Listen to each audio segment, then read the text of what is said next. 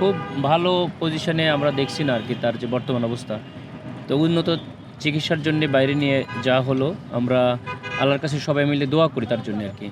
আল্লাহ যেন তাকে সুস্থভাবে আবার তাকে আমাদের ময়দানে জুলাই যোদ্ধাদের আমাদের সবার সঙ্গে যেন তাকে আবার মিলিত হওয়ার তৌফিক দেয় আরকি। তার ক্রিটিক্যাল সিচুয়েশনে তার অবস্থার অপরিবর্তিত ভালো হওয়ার সম্ভাবনা কম তারা বলছে, কিন্তু 1% আশা থাকলেও তো আমরা অবশ্যই আশা করব আরকি।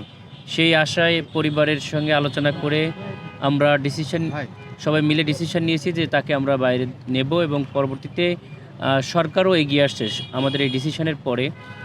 আমরা শুরু থেকেই আমি ছিলাম আরকি, আমাদের আমির জামাত যিনি উনিও ছিল। তো আমরা সমন্বয় করেছি, চেষ্টা করেছি যতদূর তার চিকিৎসা সেবা কীভাবে যেন প্রপারলি হয়, এবং গতকালকেই নেওয়ার প্ল্যান ছিল। তো গতকালকে তখন এটা সম্ভবপর হয়নি। আজকে এখন যাচ্ছে, আমরা আশা করি যে সে সুস্থ হয়েই আমাদের মাঝে ফিরে আসুক। এটাই আপনার জাতির কাছে আমরা দোয়া করি। হাদির সঙ্গে সফর সঙ্গী হিসেবে শুধুমাত্র ওর যে ভাই আছে ওমর বিন সাদি, সে যাচ্ছে, আর একজন ওর ফ্রেন্ড আর কি যাচ্ছে ইনকলাব মঞ্চের থেকে। দুইজন যাবে এবং মেডিকেল সদস্য ওখান থেকে 2 জন এসেছেন, যারা সিঙ্গাপুর জেনারেল হাসপাতালে। এখনও পর্যন্ত শরীরের আপডেট আমরা যেটা বলেছি যে অপরিবর্তিত। তার যে শরীর থেকে শুধুমাত্র বলতে পারেন যে হার্ট এবং লাং এই দুইটা তার কাজ করছে, এইটুকুই শুধু হোপ। কিন্তু ব্রেনের যেখানে গুলি লাগছিল, এটাকে ব্রেন স্ট্রিম বলা হয়। এই ব্রেন স্ট্রিমে তার যে ক্ষরণ এবং রক্তক্ষরণ এবং এখন যে অক্সিজেন সাপ্লাই যেটাকে বলা হয়, ব্রেনের যে ড্যামেজ, এই ড্যামেজটা অপরিবর্তিত আছে। আমরা আমরা মানে আল্লাহ চাইলে তো সব কিছুই সম্ভব। আসলে পরিবারেরও ইচ্ছা যে সর্বোচ্চ যেটা করা যায় সেজন্যে নিয়ে যাওয়া। গতকালকেও সেটা প্ল্যান ছিল, কিন্তু কার্যত সেটা হয় নাই। এরপরে পরিবারের পক্ষ থেকে যখন উদ্যোগ নেওয়া হয়েছে, তখন সরকার তারপরে এগিয়ে এসছে।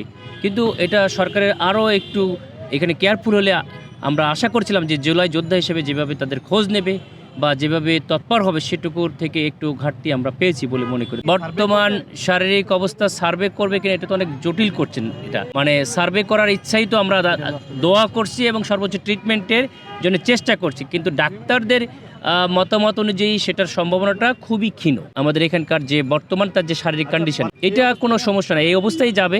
খুলি পরবর্তীতে যদি সে সার্ভাইভ করে, এটা ট্রান্সপোর্টেবল, এটা আবার নিয়ে আবার লাগাই দেওয়া যায়।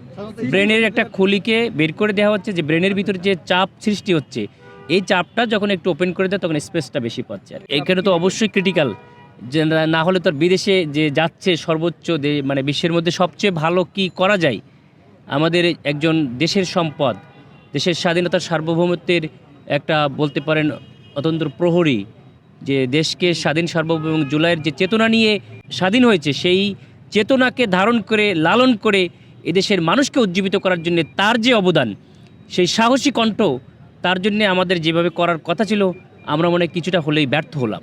এটা একমাত্র উপর আল্লাহ ভালো বলতে পারবে। আমাদের মেডিকেল সায়েন্সের অনুযায়ী সেটা সম্ভাবনা তেমন নাই আর কি বলতে গেলে। তবে বয়স কম, সেই হিসেবে আল্লাহ চাইলে ধরেন 1000 জনে একজন হয়তো অনেক সময় ভালো হয়ে যায়। আল্লাহ সেই একজনের মধ্যে তাকেও ফেলতে পারে আর কি। আমাদের সবাই দোয়া তো তার সঙ্গে আছে আর কি।